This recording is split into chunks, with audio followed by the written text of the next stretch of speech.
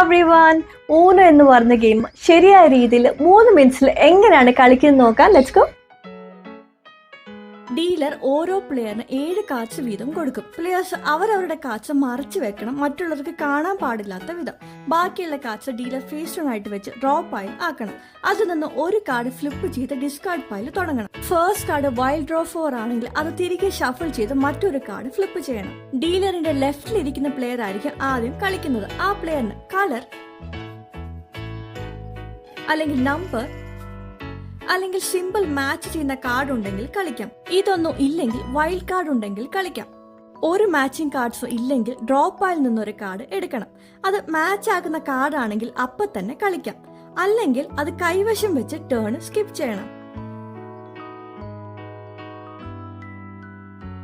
Player 1 skip card കളിച്ചാൽ player 2ന്റെ turn skip ആവും. പിന്നെ വീണ്ടും പ്ലെയർ 1ന് ടേൺ കിട്ടും.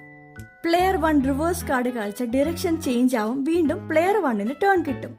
പ്ലെയർ 1 ഡ്രോ 2 കളിച്ചാൽ പ്ലെയർ 2 2 കാർഡ് എടുക്കണം. എന്നിട്ട് ടേണും സ്കിപ്പ് ചെയ്യണം.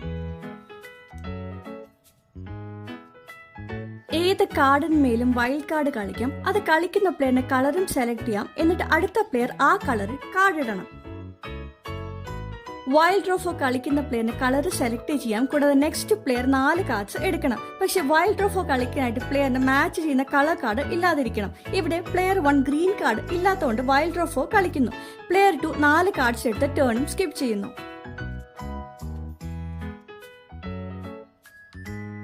വൈൽഡ് ഡ്രോ 4 കളിച്ചത് ലീഗലാണെങ്കിൽ ചാലഞ്ച് ചെയ്താൽ ചാലഞ്ചർ 6 കാർഡ്സ് എടുക്കണം പെനൽറ്റിയായി.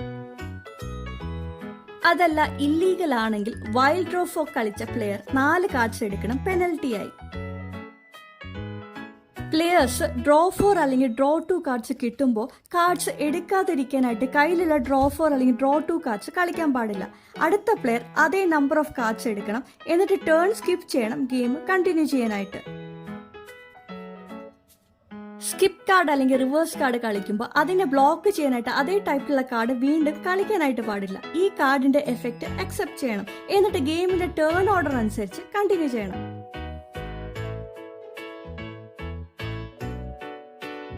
ഒരു പ്ലെയർ തന്റെ കയ്യിൽ ഒരു കാർഡ് മാത്രം ബാക്കിയായാൽ ഉറക്കെ ഊനോ എന്ന് വിളിച്ചു പറയണം. മറന്നാൽ മറ്റൊരു പ്ലെയർ അത് കണ്ടുപിടിച്ചാൽ ഊനോ പറയാത്ത പ്ലെയർ 2 കാർഡ്സ് എടുക്കേണ്ടി വരും. ഇങ്ങനെ കളി തുടരുക. ഒടുവിൽ ഏതെങ്കിലും ഒരു പ്ലെയർ തന്റെ കയ്യിലെ കാർഡ്സ് എല്ലാം കളിച്ചാൽ ആ പ്ലെയർ ആ റൗണ്ടിൽ ജയിക്കും.